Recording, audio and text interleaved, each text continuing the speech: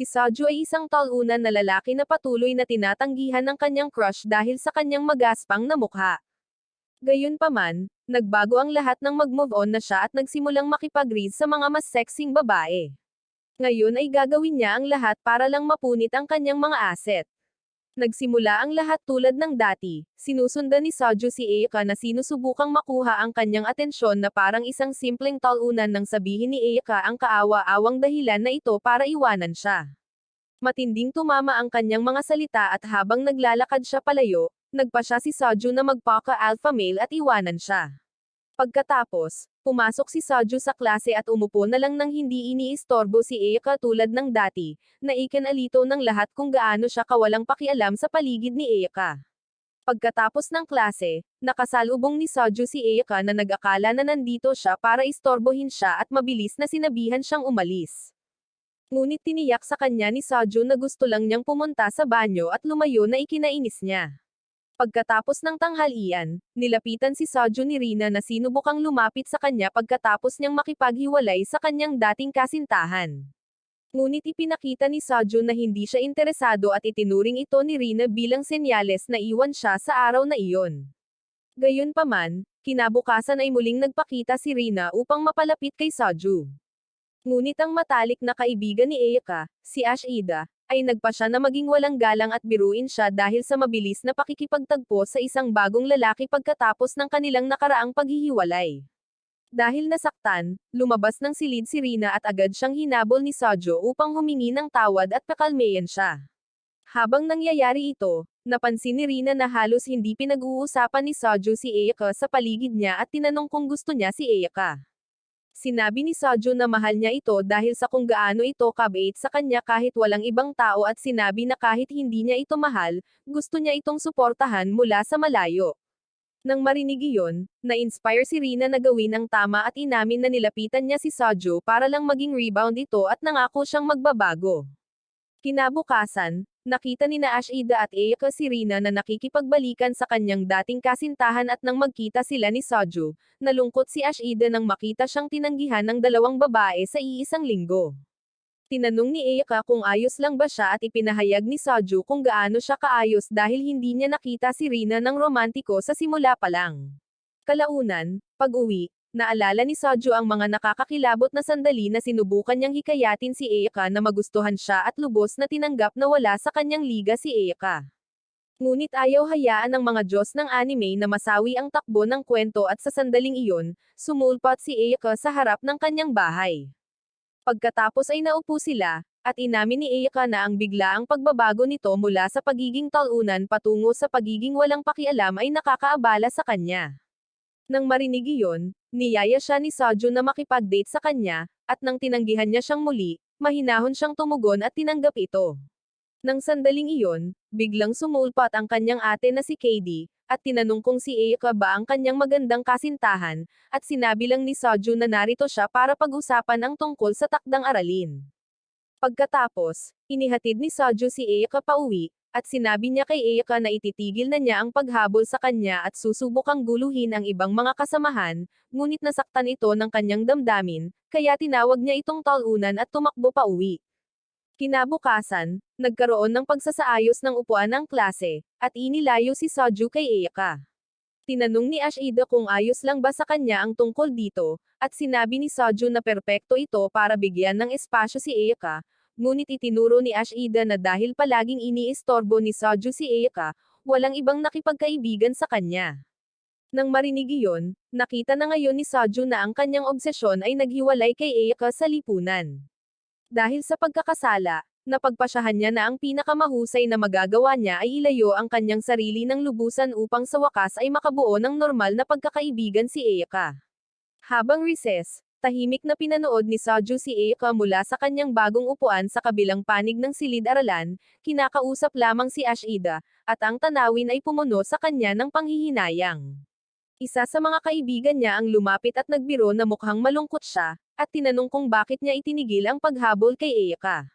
Nang marinig iyon ni Saju, napagtanto niya na hindi nag-iisa si Eika dahil gusto niya, kundi dahil sa palagiang presensya nito kaya iniiwasan siya ng ibang mga estudyante. Determinadong ayusin ang pinsalang dulot niya, lumabas si Seo-jun ng silid-aralan para linisin ang kanyang mga iniisip. Habang naglalakad sa mga pasilyo, bigla niyang nakasalubong si Shinomiya, ang pangulo ng komite ng pampublikong moralidad. Agad niya itong pinagalitan dahil sa pananakot niya sa isa sa mga miyembro ng kanyang komite noong isang araw, at mabilis na naalala ni Seo-jun kung paano, habang hinahabol si Rina, aksidente niyang nabangga ang isang miyembro ng komite na may dalang tambak na mga dokumento. Taos-puso siyang humingi ng tawad, iginiit na hindi niya sinasadyang takutin siya. Nang makita ang reaksyong ito, inamin ni Shinomiya na sa tingin niya ay wala siyang masamang intensyon, at ipinaliwanag na ang babae, si Anami, ay isang masipag na miyembro ng komite na nahihirapan sa tiwala sa sarili, lalo na sa mga lalaki. Pagkatapos ay nag-usap sila sa loob ng opisina ng komite, at ibinahagi ni Shinomiya ang kanyang sariling mga pagkadismaya bilang pinuno ng komite. Bagamat sa bawat pagsubok na mag-udyok sa kanyang koponan, ang kanyang mga pagsisikap ay kadalasang nagbabalik sa dati dahil ikinukumpara ng lahat ang kanilang sarili sa kanyang imposibleng mga pamantayan at sa halip ay nawawalan ng tiwala sa sarili. Nang marinig iyon, sinabi sa kanya ni Seo-jun na sa halip na patuloy na itulak ang kanyang mga miyembro na umunlad, dapat niyang kilalanin ang kanilang mga pagsisikap ng mas madalas at magpakita ng empatiya sa kanilang mga pinaghihirapan. Tunay na nagulat si Shinomiya sa kung gaano kamaalalahanin ang kanyang tugon, at idinagdag ni Seo-jun na mas nagsisikap ang mga tao kapag nararamdaman nilang naniniwala sa kanila ang kanilang pinuno kaysa subukang bumaba sa kanilang antas upang subukang maunawaan sila. Pagkatapos, habang paalis na si Seo-jun sa silid, tinanong ni Shinomiya ang kanyang pangalan, at dahil sa pagnanais na maiwasan ang atensyon mula sa komite ng pampublikong moralidad, nagsinungaling si Seo-jun at nagpakilala bilang Yamazaki. Kinabukasan, tumungo si Seo-jun sa paaralan kasama ang kanyang nakatatandang kapatid na babae, si KD, at tinanong ni KD kung mayroon na silang mga sesyon ni Eika simula nang bumisita si Eika sa kanilang bahay. Sinabi ni Seo-jun na magkaklase lang sila, ngunit kinutya siya ni KD dahil sa kawalan ng lakas ng loob at sinabing hindi niya kailanman mababasa ang kanyang kuting kung akto siyang ganito. Nang sandaling iyon, nakita nila si Eika na naglalakad sa unahan nila, at iniabot ni KD kay Seo-jun ang kanyang bag at inutusan itong magsalita para iluwa ang ilan sa kanyang race game sa kanya. Pagkatapos ay naabutan ni Seo-jun si Eika, ngunit sa kabila ng kanilang pagsisikap, mas interesante ang panonood ng pintura na natuyo kaysa sa kanilang pag-uusap. Pagdating nila sa paaralan, tinawag ni Ashida mula sa hagdan at binalaan si Seo-jun na galit si Shinomiya sa kanya dahil sa paggamit ng pekeng pangalan. Nang hanapin niya ito, natagpuan niya ito sa kanyang silid-aralan. Nang makita niya ito, binati niya ito bilang Yamazaki at sinabi sa kanya na alam niyang nagsinungaling ito tungkol sa kanyang pangalan, kaya inutusan niya itong makipagkita sa kanya sa oras ng tanghalian. Pagkaalis niya, ang kanyang kaibigan, ang tunay na Yamazaki, ay nagpakita na galit dahil kinaladkad siya ni Seo-jun sa sitwasyon. Ngunit pinakalma siya ni Seo-jun at sinabing isang karangalan ang matawag ang kanyang pangalan ni Shinomiya, na siyang ikinatuwa ng walang utak na talunan na ito. Sa tanghalian, binisita ni Seo-jun ang opisina ng komite na may dalang mga merienda bilang paghingi ng tawad, at doon niya natagpuan sina Shinomiya at Anami na naghihintay sa kanya. Nahihiyang inalok niya sa kanila ang mga merienda bago muling tinanong siya ni Shinomiya tungkol sa pekeng pangalan. Ipinaliwanag ni Seo-jun na ang maalala ng pinuno ng komite ng pampublikong moralidad ay tila mapanganib, ngunit itinuro ni Shinomiya na isinakripisyo niya ang isang inosenteng kaibigan. At inaangkin ni Seo-jun na si Yamazaki mismo ay masaya na nakakakuha ng atensyon mula sa isang pangulo ng komite na tulad niya. Bagamat hindi naiintindihan ni Shinomiya ang kanyang loika, naiintindihan naman ito ni Anami. At nang ituro iyon ni Seo-jun, natakot si Anami, na napilitan si Seo-jun na humingi muli ng tawad dahil sa pananakot sa kanya. Nang makita iyon, tumulong si Anami at ipinaliwanag na si Shinomiya ay isang babe na ikakatuwa ng sinumang lalaki. At habang natataranta, naiintindihan na ngayon ni Shinomiya. Nang makitang malinaw na ang sitwasyon, sinubukan ni Seo-jun na umalis, ngunit pinigilan siya ni Shinomiya upang sabihin ang dahilan ng kanyang pagtawag. Lumapit si Anami at humingi ng tawad sa hindi pagkakaintindi sa kanya bilang isang tao. Inamin din niya na gusto niyang malampasan ang kanyang takot sa mga lalaki at gawin ang kanyang makakaya. Nang marinig ito, Tanging hiling lang ni Soju ang pinakamabuti para sa kanya at lumabas ng silid. Habang naglalakad siya sa pasilyo pagkatapos, sumulyap siya sa isa pang silid-aralan at napansin si Ayaka na masayang nakikipag-usap sa ilang mga babae, na nagbubukas sa kanila na parang mga tunay na kaibigan. Doon ay nakaramdam ng ginhawa si Soju, na pagtanto na ang kanyang desisyon na umatras ay talagang epektibo. Sa sandaling iyon, nagmensahe si KD sa kanya na humihingi ng tulong sa silid ng konseho ng mag-aaral.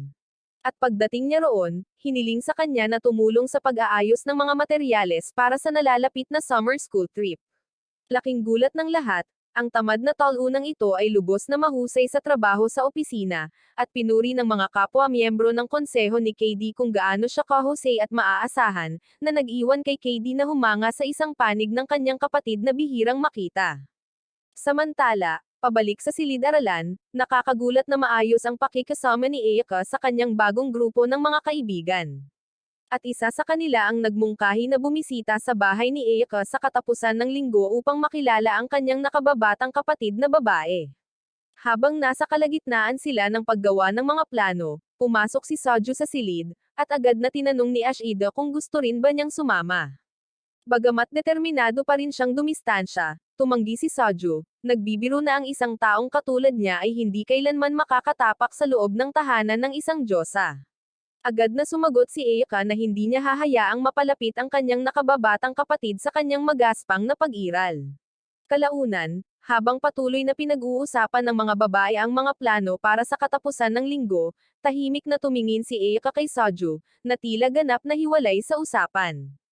Naglakas loob, dahan-dahan siyang lumapit, palihim na nais na sumama ito sa kanila.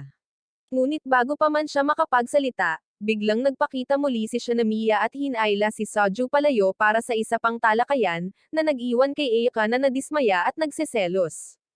Sa talakayan, ipinaliwanag ni Shinamiya na nalulumbay si Anami dahil sa palagay niya ay hindi tinanggap ni Soju ang kanyang paghingi ng tawad. Pagkatapos ay nagbigay si Soju ng kanyang tapat na opinyon at sinabing masyadong matagal na nakakulong si Anami sa negatibong pag-iisip at kailangang tumigil sa pagsira sa kanyang sarili ng Palladian.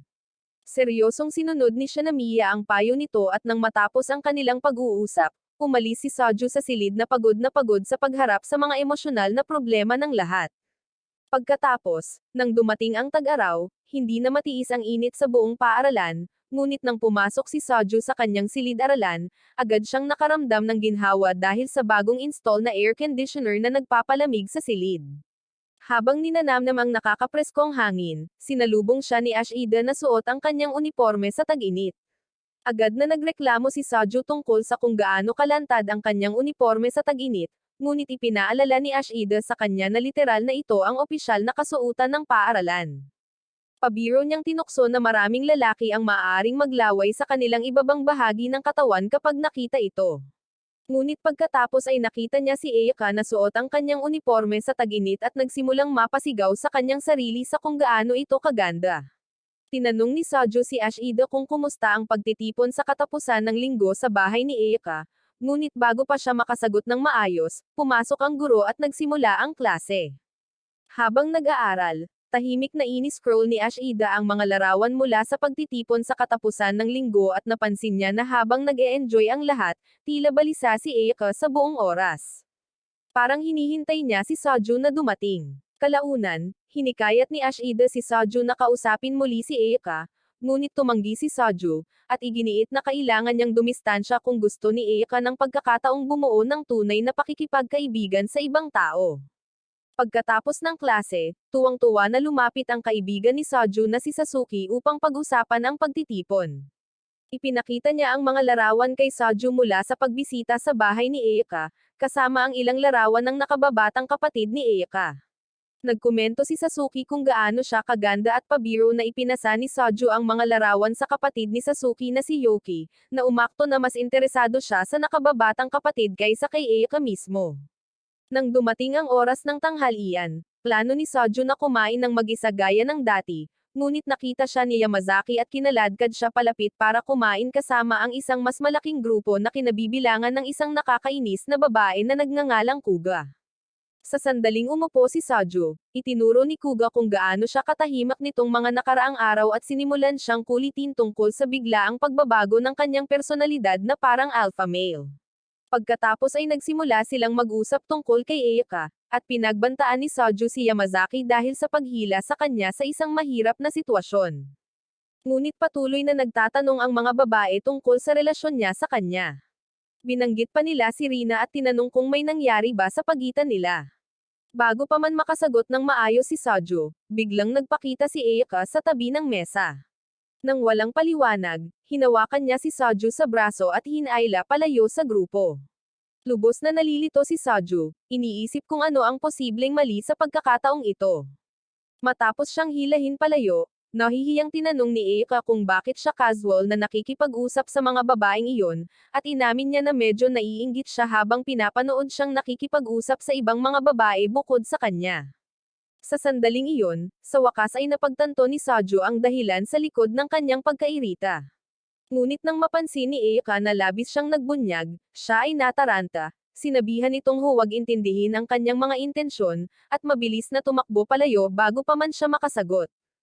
Hindi nagtagal, lumapit si Ashida at tinanong kung ano ang nangyari. Ipinaliwanag ni Saju ang kakaibang kilos ni Eika habang kumakain, inilalarawan kung gaano siya nalungkot nang makita itong kasama ng ibang mga babae. Habang pinag-uusapan ng malakas ang lahat, unti-unting naghinala si Saju na maaaring nagbabago na ang nararamdaman ni Eika para sa kanya. Sa sandaling iyon, isang mukhang gwapong miyembro ng Student Council ang lumapit kay Saju at hiniling na makausap ito ng pribado. Binanggit ng senior ang mga chismis tungkol sa matagal ng pagkahumaling ni Saju sa isang babae at nagtataka kung bakit bigla itong sumuko. Sinabi sa kanya ni Saju na panahon na para tumigil sa pagiging isang mahinang lalaki at magpatuloy, ngunit isiniwalat ng upperclassman ang tunay na dahilan kung bakit siya nakipag-usap, na tungkol kay KD. Inihayag niya na ang ate ni Saju ay labis na nag-aalala tungkol sa biglaang pagbabago ng ugali nito, at naniniwala itong maaaring siya ang may pananagutan dahil palagi niya itong pinapuna noong bata pa sila. Ayon sa senior, nakonsensya si KD na ang masasakit na salita nito ay maaaring nakasira sa kanyang kumpiyansa sa paglipas ng mga taon, at nagulat si Saju nang marinig na may sinisisi si KD sa sarili. Ipinaliwanag ng upperclassman na inayos na niya ang pagkikita ng magkapatid sa rooftop ng paaralan para linawin ang mga bagay-bagay. At habang naglalakad sila papunta roon, tinanong ni Saju kung bakit siya nakikialam sa mga problema ng kanilang pamilya. Ipinahiwatig ng senior na minsan siyang tinulungan ni KD sa isang mahirap na panahon, kaya ngayon ay gusto niyang suklian ang kanyang kabaitan. Samantala, palihim na sinusundan sila ni Eika at Ashida mula sa malayo, mausisa sa nangyayari. Sa rooftop, natagpuan ni Saju si KD na naghihintay sa kanya. At upang masubukan kung gaano niya talaga siya naiintindihan, hiniling ni Saju sa kanya na ilista ang sampo sa kanyang magagandang katangian. Agad na natigilan si KD at nahihirapang mag-isip ng kahit ano. Nang makita iyon, hiniling niya sa kanya na ilista ang mga ordinaryong bagay tungkol sa kanya, at walang kahirap-hirap niyang binanggit ang mahigit sa 10 halos agad-agad. Mula sa kung paano yumuko ang kanyang kalooban pakaliwa hanggang sa kung paano niya napapanood ang One Piece at masasabi pa rin itong isang magandang palabas. Ang sagot na iyon ay nagbigay kay Saju ng katiyakan na sinabi niya kay KD na huwag sisihin ang sarili sa sitwasyon niya kay Eika, kahit na malupit ang mga komento nito noong bata pa siya. Naniniwala siyang tapat lang ito sa kanya. Ipinaliwanag ni Saju na sumuko na siya sa paghabol kay Eika dahil sa wakas ay natanggap na niya na isa lamang itong karaniwang tao. Inamin din niya na mas gusto niya si KD sa paraang palagi nitong nakikita bilang isang prangka, mapilit, at imposibleng pakitunguhan minsan. At kung bigla siyang kumilos ng labis na mabait at mahinahon, magiging hindi natural para sa kanya. Bigla, lumabas sina Eika at Ashida mula sa kanilang pinagtataguan kasama si Eika na nagalit nang makitang kausap ni Saju ang kanyang kapatid ng ganito, at hiniling na humingi siya ng tawad. Sa halip na tumugon sa galit nito, tinanong ni Saju kung bakit sila nandito sa rooftop kasama nila. Agad na ikinahiya ni Eika ang tanong, dahil napagtanto niyang sinundan niya ito sa parehong paraan tulad ng pagsunod nito sa kanya noon. Natataranta, sinabi niyang nagkataon lang ang lahat bago muling tumakbo palayo. Umalis din si KD pagkaraan, tinawag si Saju na isang talunan habang palabas. Ngunit sa insultong iyon, nakita ni Saju na sa wakas ay bumalik na sa normal ang kanilang relasyon. Nang gabing iyon, umuwi si Saju at nakita si KD na nagpapahinga sa sofa. Sinubukan niyang patahimikin ang sitwasyon, inalok niya ito ng merienda bilang paghingi ng tawad sa pagiging prangka niya kanina. Tinanggap ito ni KD habang agad na bumalik sa pagrereklamo kung paano hindi kailanman natutupad ang pangako sa Tokyo Ghoul na nararapat sa wastong mga adaptasyon. Pabiro na ni-record ni Saju si KD sa kanyang telepono habang tinutokso siya, na sa wakas ay nagtulak sa kanya sa bingit at nagbigay sa kanya ng isang malakas na suntok sa mukha. Kinabukasan, nagpahinga sina Eika at Ashida sa isang coffee shop na nag-uusap tungkol sa pagtitipon sa bahay ni Eika tuwing Sabado at Linggo. Inamin ni Eika na medyo naiinggit siya nang makita kung gaano kabilis na nahumaling ang kanyang nakababatang kapatid sa lahat. Ngunit agad siyang tinawagan ni Ashida at sinabing hindi iyon ang tunay na problema. Binanggit niya si Saju at ipinaalala sa kanya kung gaano nadismaya si Eika nang hindi ito samipot.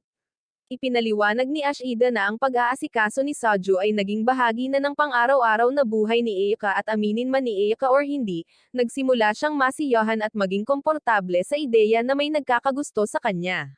Ngunit ngayon na bigla siyang tumigil sa paghabol sa kanya, nawala na ang pamilyar na pakiramdam na iyon, na nag-iwan kay Eika na parang walang laman sa loob. Sinubukan ni Eika na itanggi ito at sinabing kinasusuklaman niya ang ganoong pagtrato ni Saju, ngunit ayaw ni Ashida na hayaan siyang itapon ang sarili niyang nararamdaman at iginiit na kung talagang gusto ni Eika na mabawi ang atensyon ni Saju, hindi siya maaaring maghintay at umupo ng maayos, kundi kailangan niyang gumawa ng sarili niyang hakbang patungo sa kanya. Samantala, sa bahay ni Saju, siya at ang kanyang kapatid na babae ay sabay na kumakain ng almusal at napansin ni KD kung gaano kagulo at kalaki ang buhok nito at agad siyang pinunad dahil sa hindi pag-aalaga ng maayos sa kanyang buhok. Itinuro ni KD na dati ay labis niyang inaalagaan ang kanyang hitsura, lalo na bago pumasok sa paaralan, na naaalala ni Saju. Habang papunta sa paaralan, pinag-isipan ni Saju ang sinabi nito at napagtanto na ang pangunahing dahilan kung bakit siya nagsikap sa kanyang hitsura ay dahil gusto niyang pahangin si Eika at maging ang lalaki ng kanyang mga pangarap. Ngunit ngayon na nagpasya na siyang tumigil sa paghabol sa kanya, hindi na niya nakikita ang punto. Pagdating niya sa paaralan, nakasalubong ni Saju sina Eika at Ashida at nagsimula siyang magbiro sa kanila at itinuring silang parang mga kaklase niya lamang, na ikinainis ni Eika. Dahil dito, agad siyang sinipa ni Ashida sa binti at sinabihan siyang tumigil sa pag-arte ng kakaiba at tahimik na sinubukan ni Eika na magsalita ng isang bagay sa kanya, ngunit lumayo siya bago napansin. Sa kanyang oras ng tanghalian, nakita ni Saju na walang laman ang bangko sa sulok ng paaralan at nagpasya siyang kumain ng tanghalian ng mga hindi malusog na pagkain doon. Gayunpaman, sa kanyang pagkagulat, sa tabi mismo ng kanyang bangko ay ang buong komite ng pampublikong moralidad.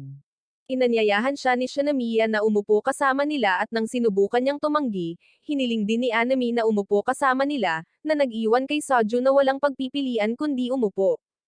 Habang nanananghalian, napansin ni Saju kung gaano kalakas ang kumpiyansa ni Anami kumpara dati, natural na nakikipag-usap sa isang lalaking katulad niya nang hindi nagpapanik. Taos-pusong nagpasalamat si Shinomiya kay Saju, ipinaliwanag na ang payo nito ay nakatulong ng malaki sa kanya at kay Anami, kung saan si Anami ay nagiging mas komportable na ngayon sa mga lalaki, habang ang mga pagsisikap ni Shinomiya na suportahan ang kanyang mga kasamahan sa koponan sa halip na pilitin sila ay nagpalakas sa buong komite. Sinabi pa ni Shinomiya kay Saju na mas maaasahan siya kaysa sa kanyang inaakala at hinikayat siyang magkaroon ng higit na kumpiyansa sa kanyang sarili.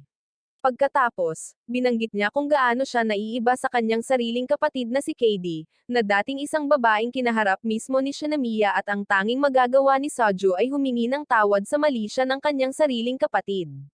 Pagkabalik sa klase, na-corner si Saju ni Sasuke, na nagreklamo na si Saju ang nagdulot ng mga problema sa pamamagitan ng pagpapadala ng mga larawan mula sa bahay ni Eika sa kanyang kapatid na si Yoki, na walang tigil na tinutokso siya mula noon. Nang sandaling iyon, pumasok si Eika at ang kanyang mga kasamahan at hinayla ni Sasuke si Saju sa tabi upang sabihin sa kanya na may nararamdaman siya para kay Eika. Ang pag-amin ay nagpagulat kay Saju, ngunit sa halip na magalit, tahimik niya itong tinanggap.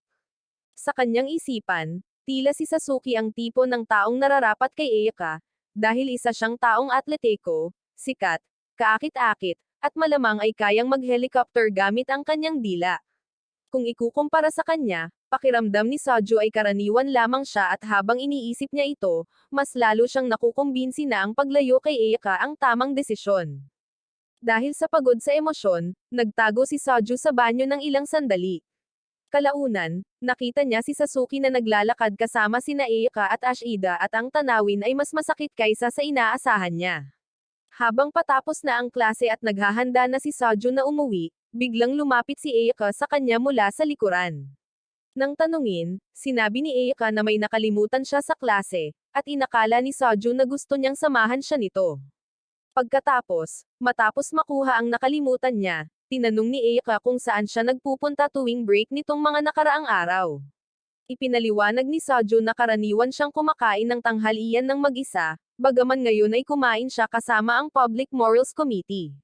Nang banggitin niya ang pagkain kasama ang ibang mga babae, tinanong ni Eika kung sila ba ni Shinomiya ay magkarelasyon, kung saan sinabi ni Soju na sila ay senior at junior lamang. Pagkatapos ay tinanong niya kung ititigil na ba niya ang pagkain kasama ang lahat tulad ng dati, at hindi lubos na naintindihan ni Soju ang sitwasyon. Iginiit niya sa sarili na ayaw niyang makialam sa mga bagong pagkakaibigang nabubuo ni Eika, lalo na ngayon na mas marami na siyang oras kasama ang kanyang mga kaklase at si Sasuke. Kaya, hindi niya sinagot ang tanong nito at naglakad pa uwi kasama niya. Habang pababa sila ng hagdan, nagreklamo si Eika tungkol sa kung gaano kagulo ang hitsura ng kanyang buhok at sinabihan siyang ayusin ito.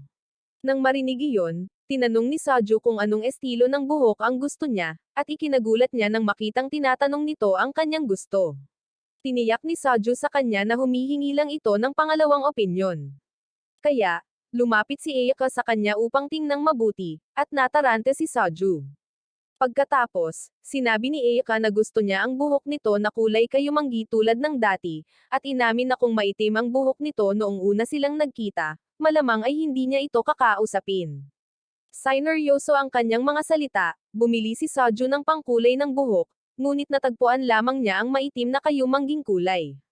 Pag-uwi, nagkulay siya ng buhok, ngunit kalaunan ay nahuli siya ni KD na nagkakalat sa banyo at siya mismo ang nag-asikaso sa proseso, agresibong inaayos ang buhok habang iniinsulto ang kakulangan niya ng kasanayan.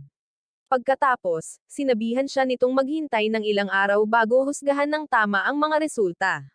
Di nagtagal, naipost na ang midterm rankings sa paaralan, at tiningnan ni Soju ang kanyang mga resulta at nagulat nang makitang bumaba ng husto ang kanyang mga marka. Mabilis niyang napagtanto na ang karamihan sa kanyang motibasyon sa pag-aaral ay nagmula sa pagnanais na manatiling malapit kay Eika sa akademya, at dahil wala na ang obsesyon na nagtutulak sa kanya, bumaba ang kanyang performance. Habang nakatitig siya sa mga ranggo, napansin niya ang pangalan ni Eika malapit sa pinakataas. Hindi tulad niya, ang kanyang mga marka ay bumuti ng husto, na nakakuha ng kanyang pangalawang pwesto sa buong taon. Isang masakit na realisasyon ang muling dumating kay Soju, na marahil ay talagang pinipigilan niya ito sa buong panahon na ito.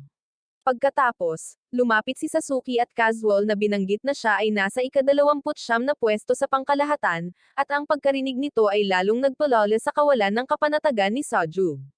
Para sa kanya, si Sasuke ngayon ay tila kompleto na, bilang isang taong gwapo, sikat, atletiko, at matalino. Ang paghahambing ay lalong nakakumbinsi kay Soju na ang paglayo sa kanyang sarili kay Eika ang tamang pagpipilian sa simula pa lang. Kinabukasan sa paaralan, masayang pinag-usapan ni Eika at ng kanyang mga bagong kaibigan ang mga plano para sa bakasyon sa tag-init upang muling bisitahin ang bahay ni Eika at makita ang kanyang kapatid. Habang nag-uusap, casual na tinanong ni Sasuke kung dapat din nilang imbitahan si Soju. At ang ilan sa mga babae ay nagtataka kung nakakaramdam ba ng pagkailang si Soju na lapitan si Eika ngayong mas naging sikat na siya sa paaralan. Nakaupo sa malapit, narinig ni Soju ang lahat, ngunit tahimik na umalis ng silid-aralan ng walang imak. Habang naglalakad siya sa pasilyo, napansin niya ang tatlong mayayamang babae na nakatitig sa silid-aralan ni Eika sa pamamagitan ng pinto, pinag-uusapan kung paano nila siya magagamit. Agad na nakakuha ng kanyang atensyon ang kanilang kahinahinalang kilos. Kaya, nilapitan niya sila at tinanong kung ano ang gusto nila kay Eika. Ang biglaang pagpapakita nito ay ikinagulat ng grupo, lalo na ng kanilang pinuno, si Marika. Sinusubukang makabawi, kinutya ni Marika si Soju dahil sa pagkahumaling sa isang taong kasing ganda ni Eika.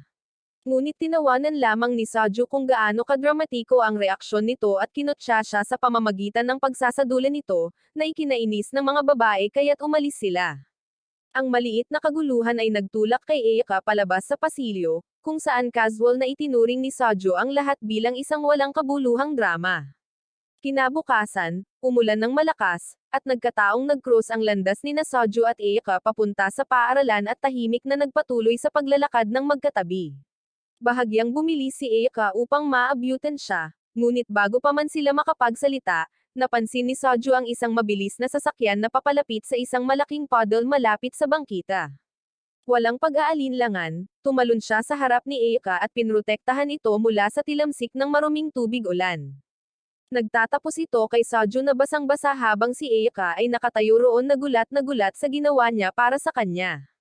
Pagkatapos, sa paaralan, nagpalit si Soju ng sweatshirt at siya ay basang-basa at giniginaw. Dahil sa pagkakasala, inalok siya ni Eika ng kanyang panyo habang si Yamazaki ay pabirong sinubukang ialok ang sarili niyang pawisan-basahan. Bago pa man siya maipagpatuloy ng sinuman sa pang-aasar, biglang bumagsak si Soju sa kanyang mesa dahil sa pagod. Kalaunan, nagising siya sa ikatlong period na may matinding kirot sa kanyang ulo, ngunit pinili niyang kumilos ng normal. Gayunpaman, agad na napansin ni Ashida na may mali at pinagalitan siya ng guro dahil sa pagtulog sa kanyang klase. Dahil hindi na makatiis, hiniling ni Soju na pumunta sa infirmary at pinayagan siya ng guro na tingnan kung gaano siya kalala. Ngunit nang lalabas na siya ng klase, bumagsak siya sa pinto na nakakuha ng atensyon ng lahat. Habang natutulog, si Soju ay paulit-ulit na nawawala ng malay sa pag-iisip kung gaano karaming oras ang ginugol niya sa pagtatago ng kanyang mga kawalan ng katiyakan sa likod ng mga biro at pekeng kumpiyansa para lamang makibagay. Ngunit sa kabila ng kanyang lagnat, naalala niya kung paano si Eika ang tumulong sa kanya. Sa infirmary, ipinaliwanag ng nurse kina Eika at Ashida na si Soju ay may mataas na lagnat na dulot ng pagkabasa sa ulan at labis na pagpupumilit sa sarili.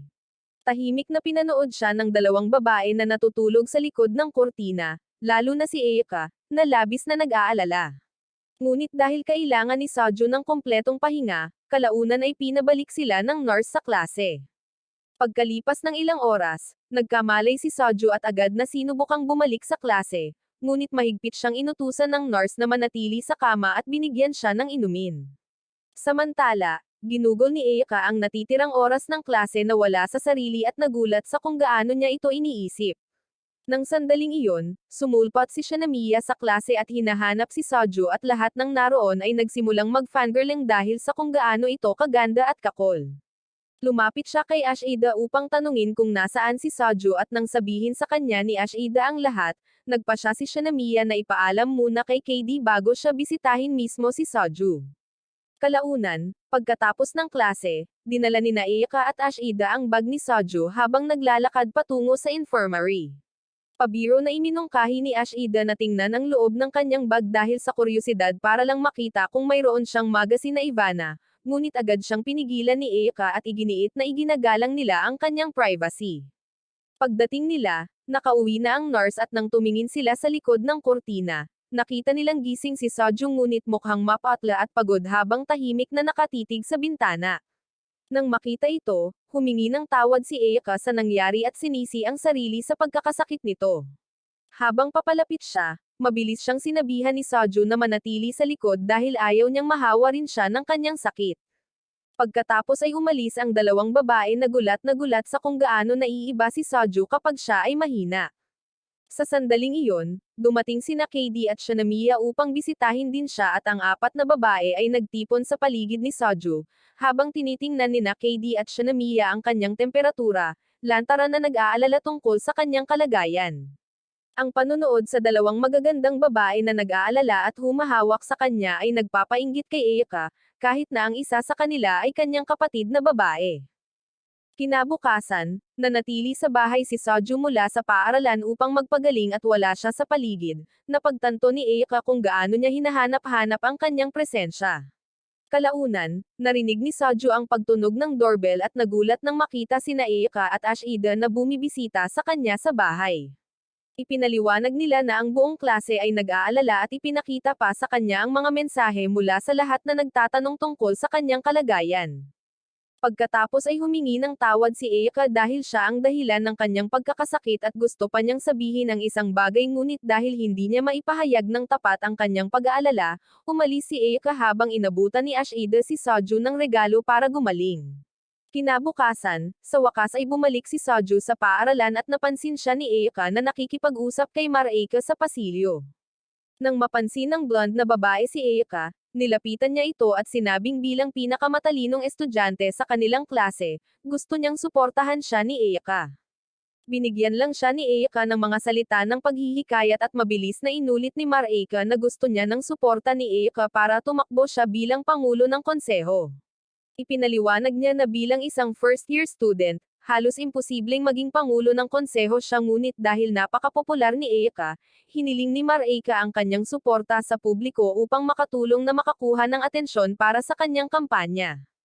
Habang patuloy na ipinapaliwanag ni Mareika ang kanyang estratehiya, mabilis na naunawaan ni Saju kung ano talaga ang kanyang ginagawa. Diretsyong itinuro niya na ang paggamit kay Eika bilang mukha ng kampanya ay ganap na matatakpan si Mareika dahil ang lahat ay magtutuon ng pansin kay Eika sa halip na sa aktwal na kandidato. Dahil nasaktan, humingi ng paglilinaw si Mareika sa harap ng buong klase, kaya mahinahong tumugon si Saju sa pagsasabing natural na nakakakuha ng atensyon si Eika saan man siya magpunta dahil mas kaakit-akit siya at talagang mapapahiya ang sinumang nasa paligid niya. Nang marinig ang papuri na iyon agad ay tumahimik ang silid-aralan at lahat ay tumingin kay Eika, na ang mukha ay namulan ng matangkad dahil sa kahihiyan. Samantala, hindi maintindihan ng loko-loko ang utak ni Saju kung bakit siya nagre-react ng ganito kalakas gayong hindi mabilang na beses na niya itong pinuri noon. Tahimik na ipinaliwanag ni Ashida na hindi tulad ng kanyang karaniwang papuri, sa pagkakataong ito ay ipinagtanggol at pinuri ni Saju si Eika ng taos-puso sa harap ng lahat sa halip na magbiro ng palihim, na lubos na ikinagulat ni Eika. Nang casual na idinagdag ni Saju na ang cute niya habang namumula, sa wakas ay naabot ni Eika ang kanyang limitasyon at tumakbo palabas ng silid-aralan na natataranta. Kinabukasan, nagsimula ito sa paghihirap ni Saju na maunawaan ang itinuturo at tinukso siya ni Ashida dahil sa pagiging talunan at inalok sa kanya ang kanyang mga tala. Tumanggi si Saju at inalok din ni Yamazaki ang kanyang mga tala, na tinanggihan din niya. Pagkatapos, nakita niya si Eika kasama ang kanyang mga bagong kaibigan at nang makita niya kung paano siya palaging napapalibutan ng mga kaibigan ngayon, umalis siya nang walang sinasabi. Pagdating ng oras ng tanghalian, tumungo si Saju sa cafeteria para lamang mapagtanto na puno na ang bawat mesa. Bago pa siya makalingon, nakita siya ni Anami na mag-isa at masiglang kinawayan siya papunta sa mesa ng komite ng pampublikong moralidad. Nag-aatubili siyang sumama sa kanila na nalilito pa rin kung bakit nila siya iniimbitahang kumain kasama ang kanilang mga kaibigan at kapwa si Shinomiya at ang miyembro ng kanyang komite ay nainsulto sa kanyang mga sinabi. Habang tinitingnan ni Anami kung ganap na siyang gumaling mula sa kanyang lagnat, dumiretso si Shinomiya sa punto at tinanong si Saju kung isasaalang-alang niya ang pagsali sa komite ng pampublikong moralidad, na lubos niyang ikinagulat, ngunit mabilis niyang tinanggihan. Ipinaliwanag ni Shinomiya na bababa siya bilang pangulo ng komite sa loob ng ilang buwan at ang grupo ay nahihirapang mag-recruit ng maaasahang mga lalaking miyembro sa loob ng ilang panahon. Ayon sa kanya, karamihan sa mga kasalukuyang kandidato ay nagmamalasakit lamang sa titulo mismo kaysa sa mga responsibilidad na kaakibat nito. Ipinaalala niya kay Saju kung gaano katulong at nakakagulat na nakapagbibigay inspirasyon ang lahat ng kanyang payo at sinabing nakikita niya ang tunay na potensyal nito. Kaya, gusto niyang pag-isipan niya ito. Habang nahihirapan si Saju na ay proseso ang alok, biglang lumapit si Anami at marahang hinawakan ang kamay niya habang binabati siya ng swerte, na ikinagulat ng lahat. Ang hindi inaasahang pisikal na pakikipag-ugnayan ay agad na nagpapanik kay Saju at binitawan niya ang kamay niya nang hindi nag-iisip, na agad na ikinagalit ng mga nakatatandang babae na nakaupo sa malapit. Nang mapagtanto kung gaano kawalang galang ang itsura nito, naalang-inang hinawakan muli ni Saju ang kamay ni Anami sa pagtatangkang ayusin ang sitwasyon, na lalong nagpagalit sa mga babae. Matapos makatakas sa galit ng mga miyembro ng komite, hindi inaasahang nakasalubong ni Seoju si Eika, na napansin ang magulo nitong buhok at tinanong kung ano ang nangyari sa kanya. Dahil sa hiya na ipaliwanag ang kaguluhan mula sa tanghalian, umiwas si Seoju nang sumagot, ngunit lumapit pa rin si Eika at sinabihan siyang manatili muna bago dahan-daang inayos ang buhok para sa kanya. Ang biglaang pagiging malapit ay lubos na nakaagaw ng pansin ni Seoju at nataranta sa sandaling iyon, sinira niya ang kapaligiran sa pamamagitan ng pag-alok na bayaran siya para sa pag-aayos ng kanyang buhok. Dahil sa inis sa nakakatawang komento, agad na lumayo si Eika at iniwan siyang nakatayo roon ng mag-isa. Nang araw na iyon, nagtipon ang buong paaralan para sa mga presentasyon mula sa iba't ibang grupo ng pamumuno ng mga estudyante mula sa mga konseho hanggang sa komite ng mga estudyante. Nagbago ang mood nang may kumpiyansang umakyat sa entablado si Shinamiya, agad na nakuha ang atensyon ng lahat gamit ang kanyang aura at malaiba na alawi na kagandahan. Pagkatapos, nagpakita ang mga kinatawan ng konseho ng mga estudyante, kabilang ang karismatikong si Hayato, na sikat sa mga babae dahil lamang sa kanyang boses na kayang magpatulo ng mga kuting. Pagbalik sa klase, lahat ay masayang nag-usap tungkol sa assembly hanggang sa sumabad ang guro at inanunsyo na ang klase ay dapat pumili ng isang lalaki at isang babae upang tumulong sa nalalapit na school tour. Dahil walang kusang nagboluntaryo, nilutes ng guro ang issue gamit ang mga proseso ng bato, papel, at gunting. Nanalo si Seoju sa kanyang round at naiwasan ang responsibilidad, habang si Eika ay natalo sa kanya at naging isa sa mga opisyal na katulong. Sa sandaling nangyari iyon, agad na nagboluntaryo si Sasuke na kunin ang natitirang posisyon ng lalaki, nagkunwaring dahil gusto niyang tumulong, ngunit nakikita ng lahat ng naroon na ginagawa niya ito para maging mapalapit para makasesyon niya si Eika. Sa panunood sa pangyayari, tahimik na nakaramdam ng pagkadismaya si Seoju sa kung gaano kaawa-awa ang kanyang kawalan ng pag-asa, ngunit napansin ni Ashida ang ekspresyon sa kanyang mukha at nagkomento na sina Sasuke at Eika ay tila babagay sa isa't isa.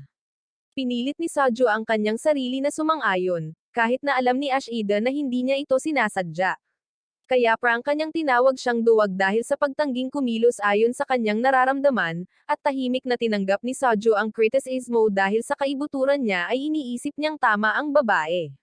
Pagkatapos, opisyal na natapos ang unang termino ng pasukan at sa wakas ay nagsimula na ang bakasyon sa tag-init. At habang palabas si Seoju ng silid-aralan, sumulyap siya kay Sasuke bago tahimik na naglakad palayo. Sa likuran niya, pinanood ni Eika ang pag-alis niya habang may halong pagtatalo sa sarili niyang nararamdaman. Pagkatapos, nang magsimula ang bakasyon, sinimulan ng mga babae ang kanilang bakasyon sa pamamagitan ng paggawa ng mga plano at pagtiyak na magkakaroon sila ng ilang araw para magkasama. Binanggit ni Ashida si Seoju at kung paano nila dapat siyang isama, at hindi kinasusuklaman ni Eika ang ideya. Samantala, ginugugol ni Seoju ang halos lahat ng kanyang oras sa pagtatrabaho ng part-time sa isang lokal na bookstore.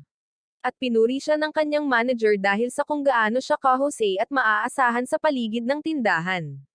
Isang hapon, habang naglilinis sa labas ng tindahan, napansin ni Seoju ang tatlong bully na nang-aasar sa isang maliit na bata sa malapit. At tulad ng isang tunay na alpha, lumapit siya at tinulungan ang maliit na bata. Nang tanungin siya ni Seoju, nalaman niya na ang pangalan niya ay Kuta. Tinulungan ni Seoju na kontakan ang kanyang pamilya, at hindi nagtagal, dumating ang nakatatandang kapatid ni Kuta para sunduin siya. Paulit-ulit niyang pinasalamatan si Seoju sa pagprotekta sa kanyang kapatid at sinabi kay Kuta na maswerte siya na isang gwapo na Giga Chad ang tumulong sa kanya. Ang papuri ay nag-iwan kay Seoju ng hindi inaasahang pagkataranta dahil hindi siya sanay ng hayagan na hinahangaan ng isang taong napakabait at maganda. Nang gabing iyon, masayang pinag-isipan ni Seoju ang kanilang engkwentro habang nagluluto ng pagkain sa kusina sa bahay. Kalaunan ay pumasok si KD at casual na inutusan siyang magtimpla rin ng kape para sa kanya. Sa kanilang pag-uusap, binanggit niya ang alok ng Public Morals Committee na narinig niya mula kay Shinamiya. At mabilis na itinanggi ni Seoju ang ideya, sinabing ang papel ay tila masyadong mabigat para sa kanya. Pagkatapos ay iminungkahi ni KD na sumali siya sa Student Council, binanggit na mas mapapadali nito ang mga bagay para sa kanya bago siya magtapos, ngunit kahit na noon, nag-aalangan pa rin si Seoju na tanggapin ang anumang malaking responsibilidad. At sinabihan lang siya ni KD na pag-isipan ito bago umalis ng kusina. Kinabukasan sa bookstore, muling bumisita ang ate ni Kuta upang personal na pasalamatan si Soju ng isa pang beses. At ipinaliwanag niya na si Kuta ay naging mas may kumpiyansa mula noong insidente at sa wakas ay nagsimula ng maglaro sa labas ng normal muli. Nagkwentuhan silang dalawa ng halos isang oras, at paulit-ulit na nahihiya si Soju sa kanyang matamis at masiglang aura. Bago umalis, nahihiyang inabutan niya ito ng isang maliit na regalo at tinanong kung maaari ba itong bumisita muli balang araw. At nang sabihin niyang maaari, natuwa at nagalak siya. Pagkaalis niya, binuksan ni Soju ang pakete at nakita ang isang cute na scarf na may temang dolphin sa loob. At kahit na parang bata ito, ang maalalahanang kilos ay tunay na nakaantig sa kanya. Kinabukasan, ginugol ni Soju ang oras sa paglalakad sa baybayin kasama ang kapatid ni Kato na si Foka, habang ang simoy ng dagat ay umiihip sa paligid nila. Habang naglalakad sila, isang malakas na bagzo ng hangin ang nakakuha ng kanilang atensyon, at napansin ni Soju ang pulse areas na nakapulupot sa kanyang pulso. Samantala, nakita ni Foka ang panyo na may temang dolphin na ibinigay niya sa kanya na nakasuksok pa rin sa kanyang bulsa. At ang makita siyang aktwal na ginagamit ang kanyang regalo ay nagpasaya sa kanya sa tuwa, habang si Soju ay nakatayo roon na awkwardly na hindi alam kung paano magre-react. Kalaunan, muling bumisita si Foka sa bookstore, at nagsimulang mag-usap ang dalawa tulad ng dati. Napansin muli ni Soju ang pulse areas at pinuri ito, na tunay na ikinagulat niya. Masaya niyang ipinaliwanag na binili ito ng kanyang ama mula sa isang maliit na handmade craft shop malapit sa dalampasigan. At nang marahang hinawakan niya ang braso nito habang nagsasalita, muntik nang mawala ni Soju ang takip ng pantalon at nagsimulang managinip kung saan-saan bago biglang naalala ang nalalapit na kaarawan ni Eika. Isang ideya ang agad na nabuo sa kanyang isipan, at nagpasya siyang bilhan si Eika ng handmade na regalo mula sa parehong tindahan. Sinamantala niya ang pagkakataon, tinanong niya si Foka kung handa ba siyang gabayan papunta roon, at masigla siyang sumang-ayon. Habang magkasama silang lumalabas, medyo kinabahan si Foka na makitang kasama niya sa publiko, at sinabi niya na ang kanyang kasuotan ay parang masyadong magarbo para sa okasyon at sinabing karaniwan niyang mas gusto ang isang mas simple. Sinusubukang maging isang mapagpalang Ginoo, nahihiyang sinabi ni Soju sa kanya na ang kasuotan ay bagay sa kanya, na ikinagulat niya. Kasabay nito, sina Eika, Ashida at ang nakababatang kapatid ni Eika na si Eri, ay papunta rin sa dalampasigan para sa kanilang sariling araw ng pamamasyal. Habang nadadaanan ang bahay ni Soju, pabirong iminungkahi ni Ashida na imbitahan siya, ngunit nang sinubukan talaga nila, walang sumagot sa doorbell. Sa pag-aakalang abala siya sa pagtatrabaho, nagpatuloy ang mga babae patungo sa karagatan nang hindi namamalayan na papunta si Soju sa eksaktong parehong lugar. Pagkarating malapit sa baybayin, huminto sina Soju at Foka para magpahinga upang masiyahan sa tanawin, at mapang-asar na tinanong ni Foka kung pumunta ba siya sa bahay na umaasang makakita ng mga babaeng may malalaking asset na nakasuot ng swimsuit, ngunit agad itong itinanggi ni Soju. Pagkatapos ay nagreklamo siya tungkol sa kung gaano kahirap lumangoy dahil palagi siyang nangangailangan ng mga bagong swimsuit habang tumatanda siya at lumalaki ang kanyang mga asset, at nahihirapang tumugon si Soju sa kanyang komento.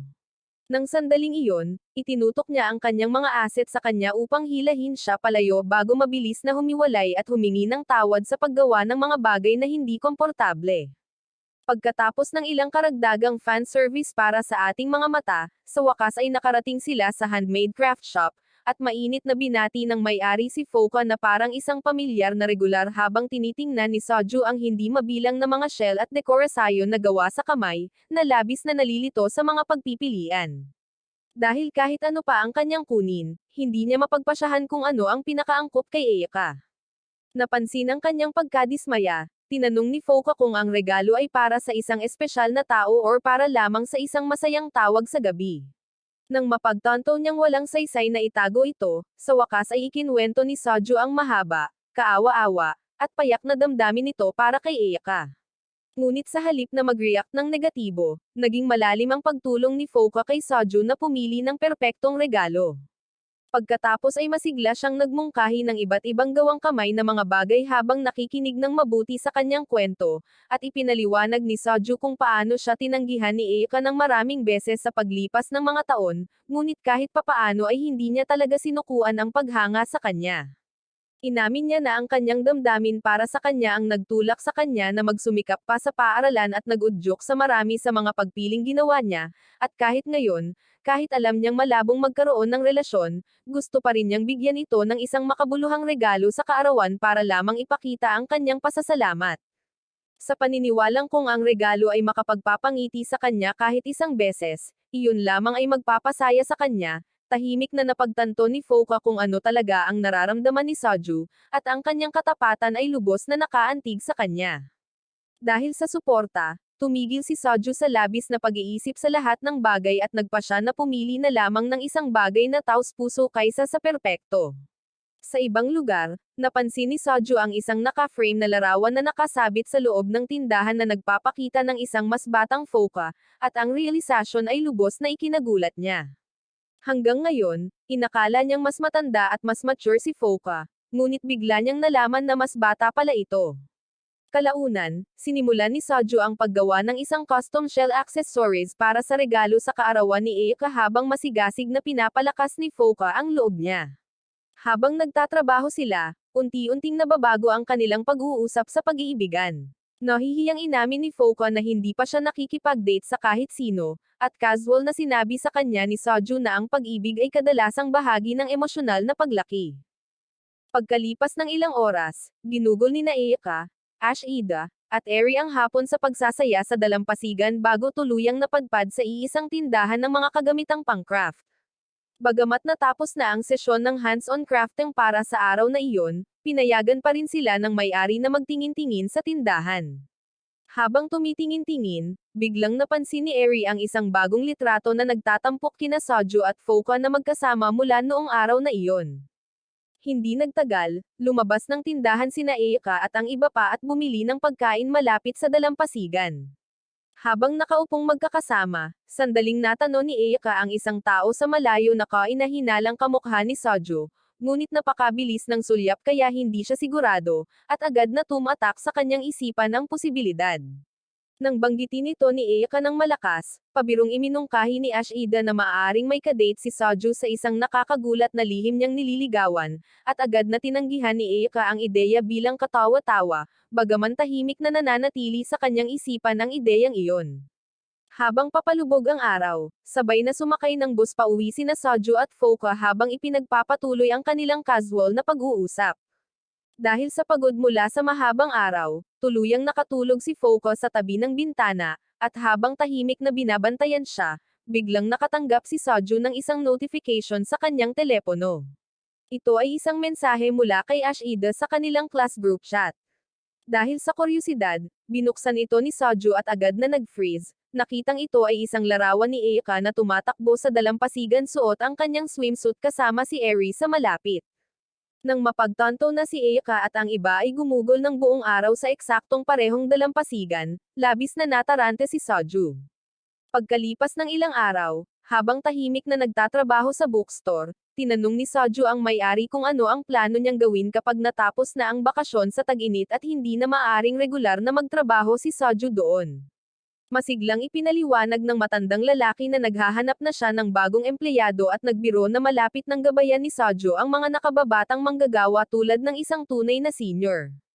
Pagkaalis ng may-ari, tumunog ang kampana sa itaas ng pasukan at isang mahinang boses ang tumawag sa kanya.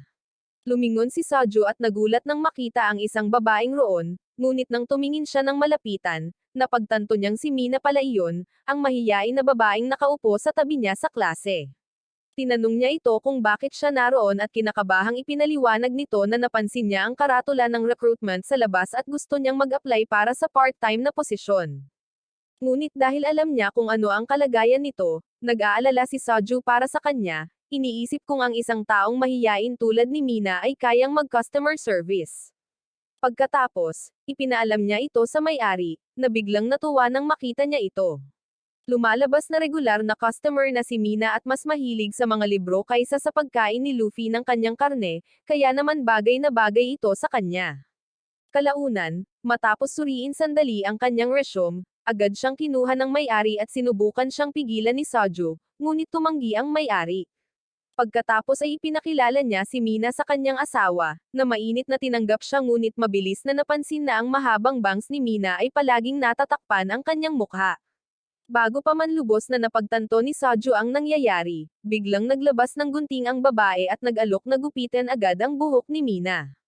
Dahil sa kagustuhang iligtas si Mina mula sa walang kwentang sitwasyong ito, mabilis na pumasok si Soju at matapos pag-isipang mabuti kung paano ito haharapin, formal niyang ipinakilala ang sarili bilang kaklase at magiging katrabaho ni Mina bago mahinahong tinanong kung nakakasagabal ba ang bangs nito sa pagbabasa ng mga libro. Tahimik na ipinaliwanag ni Mina na karaniwan siyang gumagamit ng mga hairpin tuwing nakakasagabal ang mga ito at ipinakita niya sa pamamagitan ng pag-ipit sa kanyang buhok pabalik. At sa unang pagkakataon, malinaw na nakita ni Soju ang mukha nito. Ang simpleng solusyon ay nagbigay kasiyahan sa asawa ng may-ari, at naiwasan ang biglaang sakuna sa gupit. Kinabukasan, sinimulang turuan ni Soju si Mina ng mga pangunahing kaalaman sa trabaho, ngunit dahil mas mahiyain siya kaysa sa mga talunan sa unang pagkakataon, naging hamon ito kay Soju. Tahimik niyang sinasagot ang mga tanong at nahihirapang makipag-usap ng maayos sa mga customer, at palagi siyang pinapaalalahanan ni Soju na panatilihing maayos ang kanyang buhok, at tinuruan siya kung paano ayusin ang mga istant ng mas mahusay. Hinikayat din siya ni Soju na magsalita ng malinaw sa halip na tumango lamang sa mga tao. Sa kasamaang palad, ang kanilang unang mahirap na customer ay dumating ng mas maaga kaysa sa inaasahan sa anyo ng isang labis na masigasig na customer na na-corner si Mina sa counter at mabilis na nagreklamo tungkol sa mga librong wala sa tindahan. Ang matinding pag-uusap ay lubos na natabunan siya, at napagtanto na ang sitwasyon ay nawawalan na ng kontrol, mabilis na pumasok si Soju, sinabihan ang customer na magbasa na lang ng pic tulad ng berserk, at pinaalis siya bago pa lumala ang mga bagay-bagay. Nang lumingon si Soju kay Mina, napansin niyang mukhang malapit na itong maiyak. Kaya kalaunan, seryoso niyang kinausap ang may-ari ng bookstore at inamin na maaaring hindi angkop si Mina para sa trabaho bilang customer service dahil ang pakikisalamuha sa mga tao ay tila ang pinakamahusay na kryptonite para sa isang mahiyain na babae na tulad niya. Nag-aatubili ang may-ari na sumang-ayon at hiniling kay Soju na pag-usapan ng direkta ang sitwasyon sa kanya. Kalaunan ay natagpuan ni Soju si Mina sa likurang silid. Matapos silang iwan ng asawa ng may-ari, tapat niyang ipinaliwanag kung gaano kahirap ang customer service at tinanong kung talagang naniniwala siyang kaya niyang humawak ng mga mahirap na customer nang hindi nalulumbay. Diretsyong sinabi ni Soju sa kanya na kung ganito kasakit ang pakikipag-usap sa mga tao, marahil ay mas masaya siyang manatili na lang bilang customer kaysa pilitin ang sarili sa isang nakaka-stress na kapaligiran. Noong una, tahimik na nakinig si Mina nang nakayuko, ngunit pagkatapos, sa pagkagulat ni Soju, bigla niyang sinabi sa kanya na hindi pinalaki ng kanyang mama ang isang taong sumusuko. Habang namumuo ang mga luha sa kanyang mga mata, yumuko siya ng malalim at nagmakaawa sa kanya na hayaan siyang magpatuloy sa pagtatrabaho doon. Ang hindi inaasahang determinasyon ay lubos na nakaagaw ng pansin ni Soju, at mabilis niyang sinabihan itong itaas ang kanyang ulo. Nang sandaling iyon, pumasok ang may-ari sa silid, at pagkatapos ng nakita ni Soju, iginiit niya na bigyan nila si Mina ng isa pang pagkakataon upang patunayan ang kanyang sarili, na malugod na sinang-ayunan naman ng may-ari. Nang gabing iyon, nagpahinga si Soju sa bahay habang nagbabrowse sa kanyang telepono at napansin na sina Eika at Ashida ay may group video call. Abala ang mga babae sa pag-uusap tungkol sa mga parfait at mga takdang aralin, at nang sumali si Soju sa tawag, agad na inaf ni Eika ang kanyang kamera dahil sa kahihiyan, naiwan si Soju na halos kausap si Ashida. Pagkatapos ay ipinaliwanag niya ang nakababahalang sitwasyon sa trabaho at inamin na nakokonsensya siya sa pagiging malupit kay Mina kanina. Ipinapalagay ni Ashida na malamang na hindi na babalik sa trabaho si Mina pagkatapos ng karanasang iyon, ngunit tahimik na nagsalita si Eika at nag-alok ng ibang pananaw. Sinabi niya kay Soju na, bilang senior ni Mina, naging tapat at responsable lamang siya tungkol sa sitwasyon, at ang mga salita ng babae ay higit na nakapagpagaan ng loob sa kanya kaysa sa inaasahan niya. Nang maramdaman ang atmosfera sa pagitan nilang dalawa, nagpasya si Ashida na magpanggap na kupido at biglang sinabing kailangan na niyang umalis at iniwan ang tawag, naiwan sina Soju at Eika na magkausap. Ang biglaang katahimikan ay nagpakaba sa kanilang dalawa at hindi sigurado kung paano ipagpapatuloy ang pag-uusap. Natarante si Soju at biglang tinapos ang tawag, na hindi sinasadyang binaygo si Eika. Kinabukasan sa trabaho, nagulat si Soju sa kung gaano kalaki ang ipinagbago ni Mina sa isang iglap, nakita siyang aktibong bumabati sa mga customer, mas malinaw na nakikipag-usap, at nagsusumikap na mapabuti ang bawat gawain na ibinibigay niya sa kanya, at ang dramatikong pagsisikap ay tunay na humanga sa kanya. Sa kanilang pahinga, sa wakas ay tinanong ni Soju kung bakit niya sinusubukang panatilihin ang part-time na trabahong ito, at nag-atubili sandali si Mina bago tahimik na ipinaliwanag na gusto niyang maging mas malaya, lalo na mula sa kanyang nakatatandang kapatid, na kasangkot din sa komite ng pampublikong moralidad ng paaralan. Ipinaliwanag niya na silang dalawa ay madalas na magkasama sa pagbabasa ng mga libro noong bata pa siya, kung saan naupo siya sa matabang tiyan nito habang nagbabasa, ngunit nagbago ang lahat ng aksidente niyang mapunta sa kanyang kuya ang mas malaking launcher nito na nakain ng kanyang kasintahan. At mula noon, pakiramdam ni Mina ay malayo at hindi komportable sa piling niya, na nag-udyok sa kanya na maging mas malaya at simulang baguhin ang kanyang sarili. Agad na pinagsisihan ni Soju ang pagtatanong ng ganoong tanong, at lubos na nabigla sa hindi komportableng kwento, nakatitig lamang siya sa gulat habang sa loob-loob ay natatarante sa hindi inaasahang pag-amin. Matapos marinig ang personal na kwento ni Mina, sa wakas ay naunawaan ni Soju ang determinasyong nakatago sa ilalim ng mahiyain nitong personalidad, at napagtanto niya na ang part-time na trabahong ito ay mas mahalaga sa kanya kaysa sa simpleng pagkita ng pera. Para kay Mina, ito ay kumakatawan sa kalayaan mula sa kanyang nakatatandang kapatid at isang pagkakataon na sumulong sa sarili niyang mga kagustuhan. Kaya, hinikayat siya ni Soju na gawin ang kanyang makakaya. Nang mapanood ang kanyang trabaho pagkatapos, nagsimulang makita siya ni Soju ng iba bilang hindi na lamang isang tahimik na babaeng nakaupo sa tabi niya sa klase, kundi isang taong tunay na sumusubok na malampasan ang kanyang mga takot ng paunti-unti. Gayunpaman, alam niya na kailangan pa rin niyang malampasan ang pakikitungo sa mga customer, kaya iginiit niya na panoorin niya siyang magtrabaho habang unti-unting natututo. Nang sandaling iyon, muling sumulpat si Foka upang bisitahin ang bookstore, at ipinakilala siya ni Soju kay Mina. Habang iniisip ang problema niya sa pakikitungo kay Mina, naalala niya kung gaano kamahal ni Foka ang pagbabasa, kaya sinabi niya kay Foka kung paano rin ganoon si Mina. At mabilis siyang lumapit kay Mina, at ang dalawang babae ay mabilis na nagkasundo ng hindi inaasahan. Dahil gusto niyang maging komportable si Mina sa pakikisalamuha, umatras si Soju at hinayaan silang mag-usap ng natural tungkol sa kanilang pagkahilig sa mga libro, lalo na ang mga may taas na 10 talampakan na mga lobo na nakatanggap ng 10 pulgadang Subway sandwich para sa kanilang mga anak. Nagbuklad ang dalawa sa kanilang parehong pagkahilig sa pagbabasa, at inirekomenda pa ni Mina ang isa sa mga paborito niyang libro, na ipinangako ni Foka na bibilhin niya mamaya. Pagkatapos, napansin ni Soju na tahimik ang tindahan ng hapong iyon, kaya napagpasyahan niya na ito ang perpektong pagkakataon upang tulungan si Mina na higit pang magsanay sa kanyang mga kasanayan sa customer service. Iminungkahi niya ang paggawa ng isang role-playing exercise kung saan nagkukunwari siyang isang mahirap na customer na nagtatanong ng mga komplikadong tanong, tinatanong siya kung aling mga furry comics ang pinakamahusay, at kinakabahang sinubukan ni Mina na sagutin siya habang pinapanood siya ni Foka mula sa malapit, natutuwa sa buong sitwasyon. Sa sandaling iyon, sumali rin si Foka, na kumikilos bilang isa pang demanding customer. Bagamat nahihirapan si Mina sa una, unti-unti siyang nakakatugon ng may higit na kumpiyansa kaysa dati, at sa pagtatapos ng ehersisyo, tunay na humanga si Soju sa kanyang pag-unlad at nakaramdam ng katiyakan na maaari niyang maayos na pamahalaan ang bookstore balang araw kahit na pagkatapos niyang umalis sa trabaho mismo.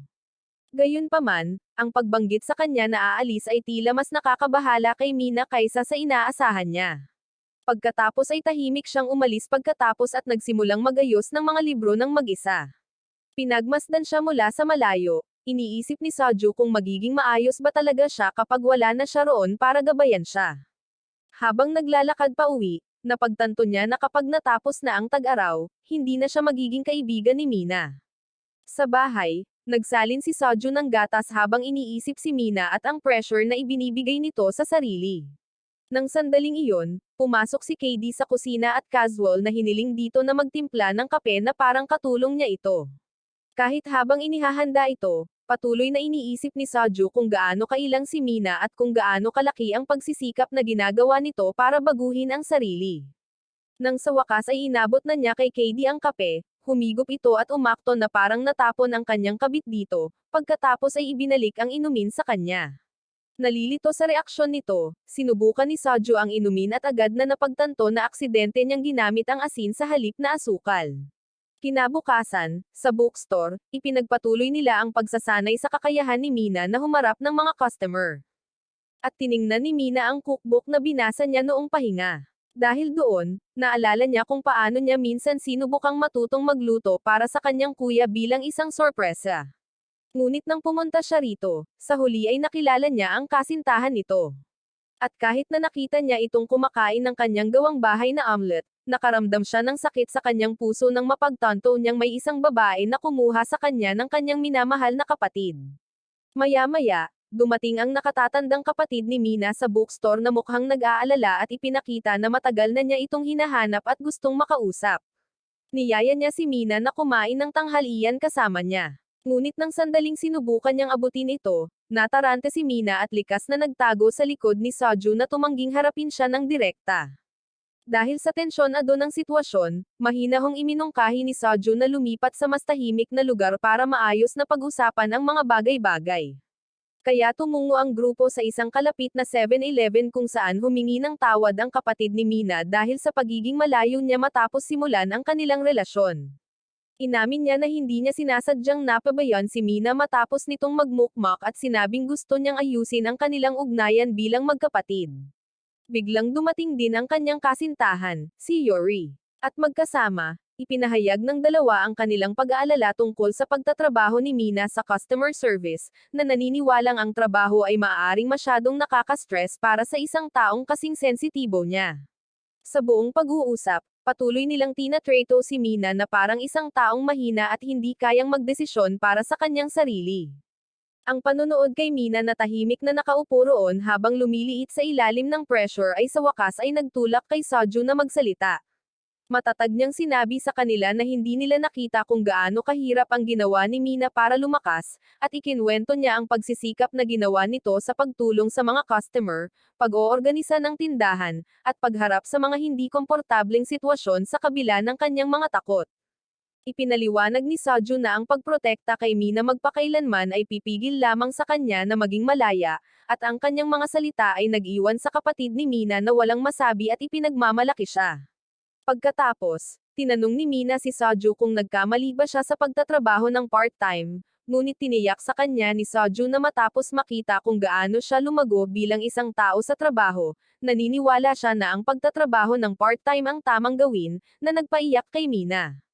Samantala, sa paaralan, sina Eika at Sasuke ay gumugol ng oras sa paghahanda ng mga materyales para sa nalalapit na school tour, ngunit habang patuloy na sinusubukan ni Sasuke na pahangin si Eika at mapalapit sa kanya, mas nakatutok si Eika sa kanyang group chat na kinaroroonan ni Soju at mas interesado sa ginagawa nito. Pagbalik sa bookstore, muling tiningnan ni Soju si Mina habang nakikipag-usap si Fouka sa kanya sa malapit.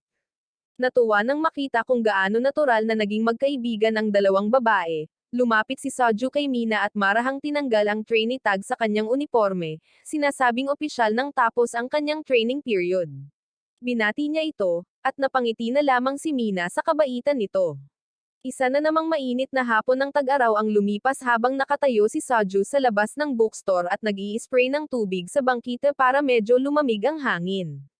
Habang nag-iisip siya, isang maliwanag na boses ang biglang tumawag sa kanya, at nakita niya si Fouka na tumatakbo palapit sa kanya, nakakurba, at si Fouka naman ay naglalarong ipinapakita ang kanyang buhok. Mabilis na naputol ang kanilang pag-uusap ng tahimik na nagpakita si Mina sa may pasukan, nakisali sa kanilang pag-uusap. Pagpasok sa loob ng bookstore na may aircon, agad na nagbuklod sina Fouka at Mina sa isang lumang serye ng nobelang pantasya na pareho nilang hinahangaan. Mula sa malapit, nakaramdam si Soju ng tunay na tuwa na makita si Mina, na dating nahihirapan sa pakikisalamuha, na natural na nakikipag-ugnayan sa ibang tao, na nagbigay sa kanya ng kakaibang pakiramdam ng ginhawa. Habang inaayos ang mga libro, nag-vibrate ang kanyang telepono dahil sa mga notification mula sa group chat tungkol sa nalalapit na kaganapan sa pagbisita sa paaralan. May nag-upload ng malabong larawan mula sa student guide meeting, at instinctively itong na-save ni Soju matapos makita si Eika sa background. Nang gabing iyon, nagpahinga si Soju sa bahay kasama ang kanyang kapatid, inalok ito ng malamig na inumin. At pinuri siya ni KD dahil sa seryosong pagtatrabaho sa kanyang part-time na trabaho, habang tinutulungan din si Mina. Nabigla na kahit papaano ay alam niya ang lahat ng ito, tinanong siya ni Soju, ngunit buong pagmamalaking sinabi ni KD na mayroon siyang sariling network ng impormasyon. Tinukso niya ito dahil sa pagiging kay-takot-takot, na halos itapat niya sa kanyang mga magaspang na daliri sa ilong, na siyang ikinatutuwa ng ilang tao. Dahil malapit nang matapos ang kanyang trabaho sa bookstore, biglang iminungkahi ni KD na tumulong siya sa school visit event, dahil ayon sa kanya, labis na nabibigatan ang mga kawani, lalo na ang Public Morals Committee, kahit na nakatanggap na sila ng tulong mula sa Student Council. Agad na tumanggi si Soju, ngunit talagang pinilit siya ni KD sa pamamagitan ng pagbanggit kay Shinomiya at kung paano niya tinanggihan ang alok nito, alam niyang maaawa siya rito. Dahil wala siyang tunay na paraan para makatakas, nag-aatubili siyang sumang-ayon, at inutusan siya ni KD na tawagan agad si Shinomiya at magboluntaryo. Nang gawin niya ito, ang tawag sa telepono ay naging napaka-awkward, kung saan nagulat si Shinomiya na makatanggap ng tawag sa gabi mula sa isang lalaki. Nang alukan niya ito ng tulong sa school visit event, magalang itong tinanggihan, sinabing kaya nila nang wala siya.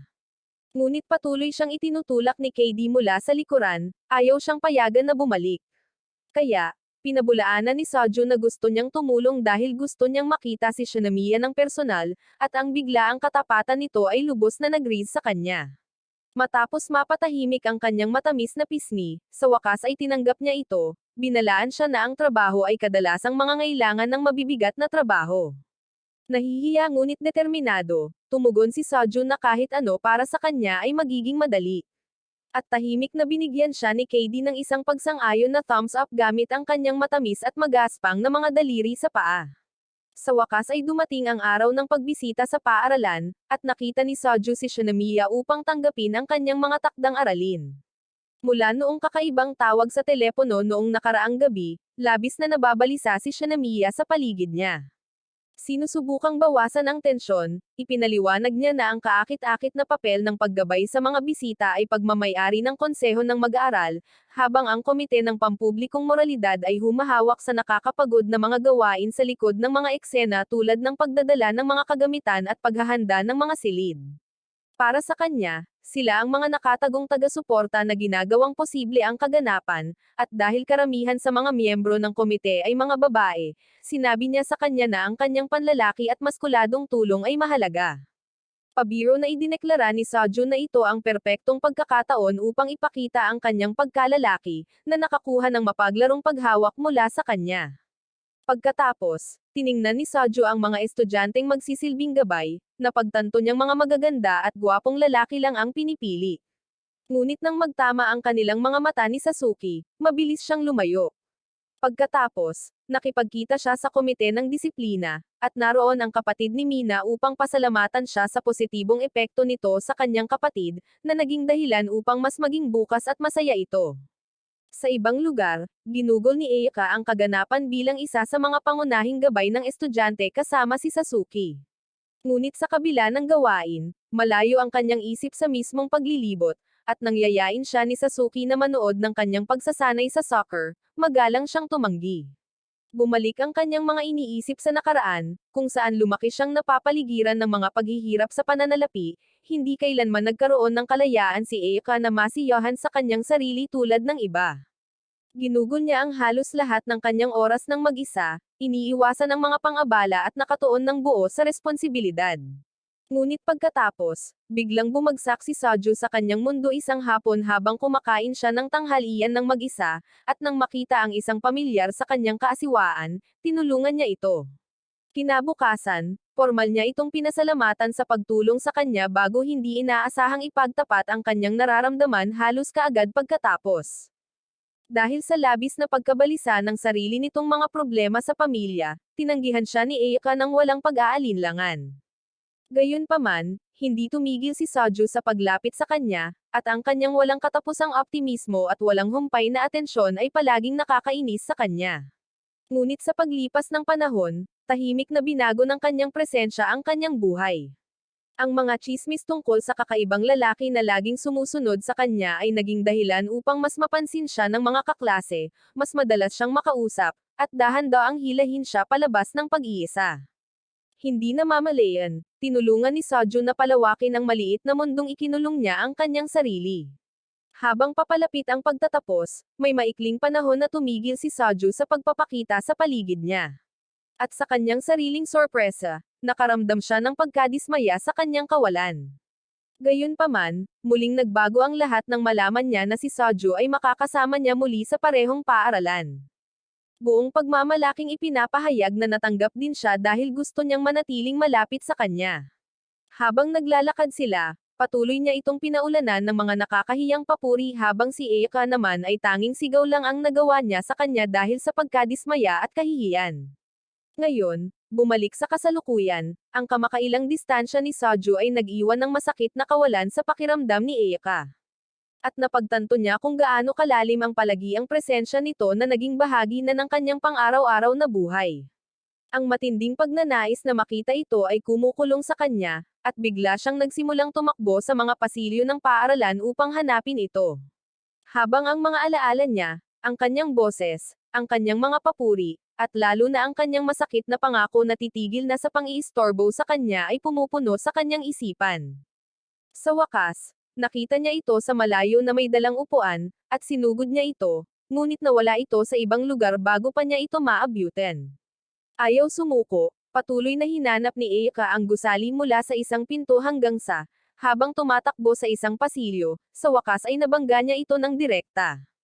Habang sila ay tumatayo, iniunat ni Soju ang kanyang masakit na katawan, at nakita ni Eika na kakaiba ang tanawin.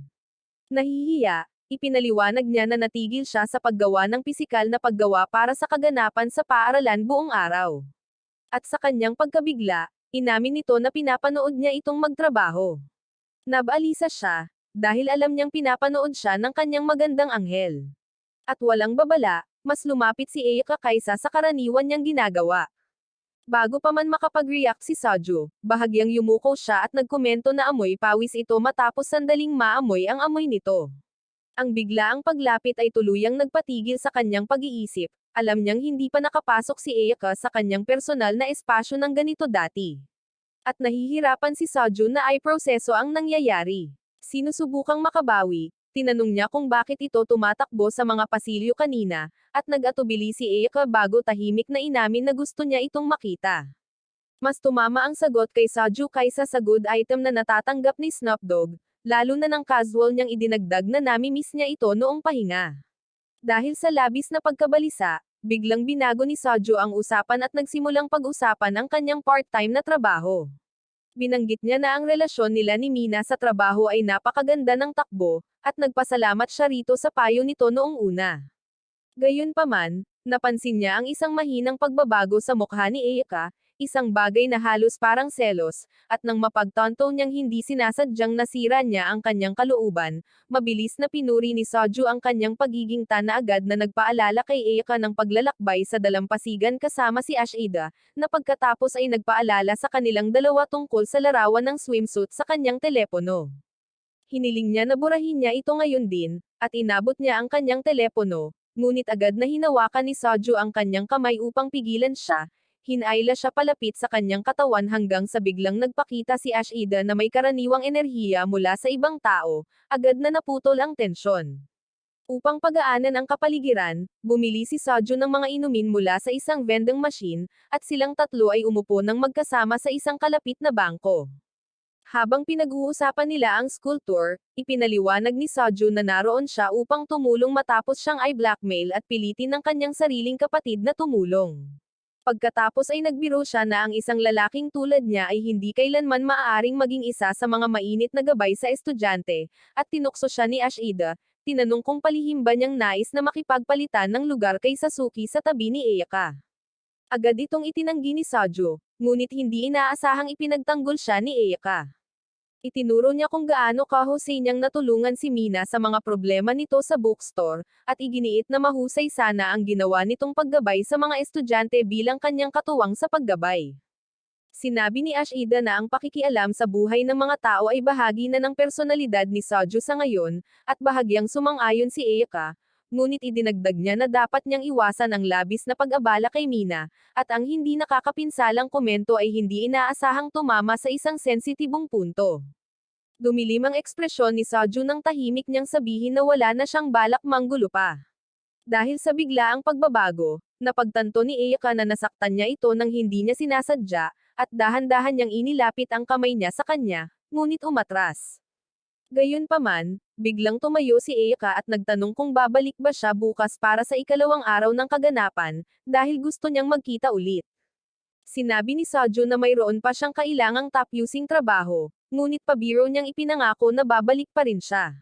Kinabukasan, napuno ng mga nasasabik na bisita ang paaralan. Sa entablado, walang kahirap-hirap na pinaibig ng karismatikong presidente ng Student Council na si Hayato ang mga manunood gamit ang kanyang talumpati, habang mula sa gilid, nanunood si Saju, tumutulong sa paglipat ng mga kagamitan kasama ang iba pang mga support staff. Sa labas, sinalubong ni Sasuke at Ayaka ang kanilang nakatalagang grupo ng mga estudyante sa paaralan, na hindi inaasahang kinabibilangan ni Fuuka at ilan sa kanyang mga kaibigan. Matapos ipakilala si Ayaka, agad na tinanong ng isa sa mga babae kung sila ba ni Sasuke ay nagde-date, dahilan para mamula siya. Mahinahong ipinaliwanag ni Ayaka na magkaklase lamang sila at hiniling sa kanila na huwag nang magtanong pa ng mga personal na tanong, na ikinadismaya ng mga babae at ni Sasuke.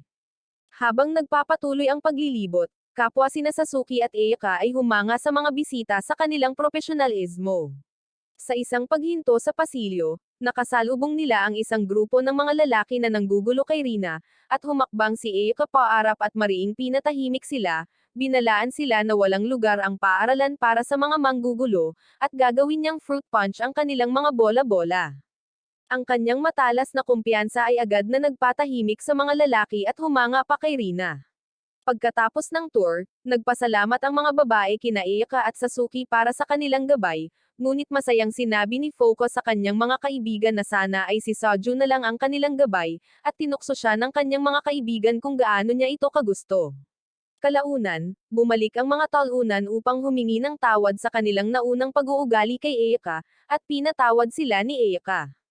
Sa sandaling iyon, dumaan si Saju sa pasilyo dala ang mga kagamitan, at nang sandaling matano siya ni Fuuka, malakas niyang tinawag ang pangalan nito at tumakbo palapit, habang natural na sumusunod sina Ayaka at Sasuke sa likuran niya. Pinagmasdan ni Ayaka ng may selos habang tinatitigan siya ni Fuuka na parang siya ang tunay na alpha male, at pinalibutan siya ng kanyang mga kaibigan, masiglang pinag-uusapan kung gaano siya kabait at karomantikong ipinakita kay Fuuka sa buong tag-araw nilang magkasama. Ang lahat ng ito ay nag-iwan kay Ayaka ng lalong komplikadong ekspresyon, habang si Fuuka ay napahiya sa panunukso kaya't kalaunan ay kinaladkad niya ang kanyang mga kaibigan palayo. Nang makita ito, mabilis na lumayo si Sasuke, at kinaladkad ni Ayaka si Saju kasama niya. Pagkatapos, sinimulang kutsain ni Ashida si Saju dahil sa tila pagiging isang maginoo, ngunit nabahala si Ayaka sa lahat ng kanyang narinig. Hindi na nakapagpigil, sinimulan niyang tanungin ito tungkol kay Fuuka at sa pamamasyal sa dalampasigan. Napagtanto na hindi makakatakas, ipinaliwanag ni Saju ang buong sitwasyon ng tapat. Matapos marinig ang buong kwento, sa wakas ay kumalma na ang mga babae. Bagamat iginiit pa rin ni Ayaka na dapat burahin ang larawan ng swimsuit bago niya ito gamitin dahil sa mga kadudadod ang dahilan, desperadong nakipag-ayos si Saju, na nangangakong titingnan lamang niya ito isang beses sa isang araw. At pagkatapos mag-isip ng kaunti, sinabi sa kanya ni Ayaka na maaari niyang panatilihin ang larawan sa ilalim ng isang kondisyon. Tumingin ng diretso sa kanyang mga mata, hiniling ni Ayaka kay Saju na simulan ang paggugol ng mas maraming oras kasama siya at si Ashida mula ngayon. Lubos na natigilan, agad na sumang-ayon si Soju na may malaking ngiti sa kanyang mukha. Habang masayang pinapanood ni Ashida ang kanyang dalawang kaibigan na unti-unting nagiging mas malapit sa isa't isa kaysa sa nais aminin ng alinman sa kanila. Nang gabing iyon, gumawa ng mga plano ang tatlo kung saan sila dapat pumunta. Ngunit binalaan ni Ashida si Eika sa pamamagitan ng telepono na kung hindi siya mag-iingat, maaaring lumayo si Soju sa kanya, na ayaw ni Eika. Pagkalipas ng ilang araw, nagsimulang umulan habang nagtatrabaho si Soju kasama si Mina sa bookstore. At inilipat niya ang mga tambak ng libro palayo sa labas upang maiwasan ang ulan. Ngunit habang lumalakas ang ulan, tumatakbo si Eika papunta sa kanya at naghahanap ng masisilungan. Mabilis na kumuha si Mina ng tuwalya at iniabot ito sa kanya para makapagpatuyo siya. At nalilito pa rin sa biglaang pagpapakita nito, tinanong ni Soju kung bakit siya gumagala sa ganitong panahon. At casual na ipinaliwanag ni Eika na malapit lang siya at gusto lang niya itong makasama. Ang sagot ay lubos na ikinagulat niya ngunit nang maalala ang babala ni Ashida sa kanya, nagsimula siyang magtanong tungkol sa oras ng pagtatrabaho nito sa bookstore. Sinabi niya sa kanya na plano niyang huminto sa malapit na hinaharap. At nang tanungin niya kung ayos lang sa kanya na gawin iyon, tiniyak niya sa kanya na si Mina ang papalit sa kanya. Nang sandaling iyon, pumasok si Foucault sa tindahan na basang-basa rin sa ulan. At binati siya ni Eika habang inaabot ang isa pang tuwalya. At masayang pinatuyo ni Foucault ang sarili bago nakita si Mina sa likurang silid, at tinawag siya. Tuwang-tuwa, agad siyang lumapit upang sumama sa kanya. Ipinahayag ni Soju kung paano madalas bumisita si Foucault sa tindahan tuwing tag-araw. At nagkomento si Eika kung gaano siya ka-comfortable sa kanilang piling, na binaliwala naman ni Soju sa pagsasabing sinusubukan lang niyang maging palakaibigan sa lahat. Ikinagalit ito ni Eika, at bigla siyang lumingon na parang aalis na, ngunit nang inabot siya ni Soju para pigilan, dumulas ang basa niyang sapatos sa sahig. Natamba siya at mabilis siyang nasalo nito na parang mga gwapong lalaki sa mga K-drama, at sandali, nagkatitagan lang sila. Gayunpaman, ginulo ni Mina at Foucault ang sandali sa pamamagitan ng pagsulpot at paghingi ng tawad sa pakikinig sa kanilang sandali bago kumatok sa pinto para bigyan ng privacy ang dalawa. Sinusubukang ilihis ang atensyon mula sa kahihiyan, binanggit ni Eika ang kanilang plano na muling magkasama, at sa pagkakataong ito ay formal niya itong inimbitahan sa kanyang bahay at ipinaliwanag na gusto niyang magkasundo ito sa kanyang nakababatang kapatid na babae, si Eri, para maging katulad ito ng kanyang nakatatandang kapatid. Nang marinig iyon, mas namula si Soju kaysa sa iyong mga pisngi matapos sampelan ng iyong tatay at masayang pumayag siyang umalis. Pagkalipas ng ilang araw, kinakabahang dumating si Soju sa bahay ni Eika kasama si Ashida, at nang makita kung gaano ito nababalisa, pinindot ni Ashida ang doorbell para sa kanya. Bumukas ang pinto at ibinunyag si Eika, na ang kagandahan ay lubos na nagpalaway kay Soju, at ang kanyang kapatid na babae, na, nang makita niya si Soju, ay nalilito kung sino ang lalaking ito. Ngunit sa loob ng ilang minuto, ang dalawa ay naging malapit na parang dalawang gisante sa isang pod habang sinasakay niya ito sa kanyang likuran. Bigla, bumagsak si Soju dahil sa pagkapagod, at pinagalitan ni Eika ang kanyang kapatid na babae dahil sa pag-arte na parang spoiled brat, ngunit mabilis na bumalik si Eri at hinayla siya pabalik sa pagiging kabayo niya, habang sina Eika at Ashida ay tanging mainit na ngumiti lamang sa nakikitang pagsasama ng dalawa. Pagkatapos ay nagpahinga sila, at isiniwalat ni Ashida kung paano si Ayaka ay kapareho ni Eri noong bata pa ito, at nang maisip ni Soju ang isang masayahing Eri, pinigilan niya mismo ang proseso ng pag-iisip nito. Kalaunan, pagkatapos ng ilang pagsakay pa, nakaupo si Soju doon na pagod, ngunit biglang sumulpat ang ina ni Eika, at mabilis na yumuko si Soju upang ipakilala ang sarili sa kanyang magiging biyenan. Sa kanyang pagkabigla, alam na ng ina ang tungkol sa kanya mula sa mga kwento ni Eika, at bago pa niya matapan ang ilang sasabihin, nagpa siya si Eika na oras na para umuwi. Habang naglalakad sila pauwi, tinanong ni Soju kung ano ang ikinukwento ni Eika sa kanyang ina tungkol sa kanya, at nagpa siya si Ashida na bigyan sila ng privacy, kaya mabilis siyang gumawa ng dahilan at umalis ng mag-isa, sinasadyang iwan sina Soju at Ayaka na magkasama. Nagpatuloy sa paglalakad ang dalawa at pagkatapos ng kaunting katahimikan, sa wakas ay nagsalita na si Eika at inamin na mas naging kasiya siya para sa kanya ang pag-aaral nitong mga nakaraang araw, at pagkatapos ay nagsimulang magbago ang lahat matapos niyang unang makilala si Soju sa cafeteria. Habang nahihirapan siyang tumugon, marahang nagpasalamat si Eika sa lahat ng nagawa nito para sa kanya sa mga nakaraang taon.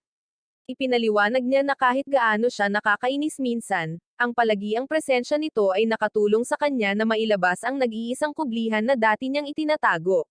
Ipinahayag ni Soju kung paano pa rin siya nakokonsensya dahil sa matagal na pag-iistorbo sa kanya, ngunit pinigilan siya ni Eika at sinabi sa kanya na palagi niyang iniiwasan ang kanyang sarili sa emosyonal na paraan mula sa lahat at na ito ang taong unti-unting nagpabago nito. Pagkatapos, ng buong tapang, sinabi niya sa kanya na kahit na pagkatapos ng mga bagong kaibigan, nararamdaman niyang nawawala ang presensya nito. Kaya, sinabi niya sa kanya na ang lugar na tunay niyang kinabibilangan ay nasa tabi niya. Bago pa man maproseso ni Soju ang kanyang pag-amin, biglang sumabog ang kalangitan sa gabi kasabay ng magagandang paputok. Dahil sa takot, niyakap siya ni Eika ng mahigpit at habang ang alingawngaw ay humina sa gabi ng tag-araw, dahan-dahan siyang tumangala sa kanya at sinabihan siyang huwag na siyang iwasan. Nang matapos ang paputok, nagpatuloy sila sa paglalakad at mas gusto ni Soju na hawakan ang kanyang kamay kaysa sa anupaman, ngunit pinili niyang huminto. Gayunpaman, gusto rin ni Eika ang eksaktong bagay na iyon at nang makita niyang sinubukan nitong hawakan ang kamay niya, sa halip ay hinawakan niya ang kamay nito. Magkahawak kamay silang mahigpit, nagpatuloy sila sa paglalakad pauwi, na nagsasalo-salo sa isang tahimik at matalik na sandali para lamang sa gabing iyon. Kinabukasan, hindi tulad ng lahat ng hindi mabilang na umaga noon, si Eika ang naghihintay sa kanya papunta sa paaralan at inayos niya ang kurbata nito upang ipakita ang kanyang habag. Pagkatapos, magkatabi silang naglakad papunta sa paaralan at habang sila ay awkward pa rin, pinagtawanan nila ito dahil alam nilang ito ay simula ng isang bagong bagay.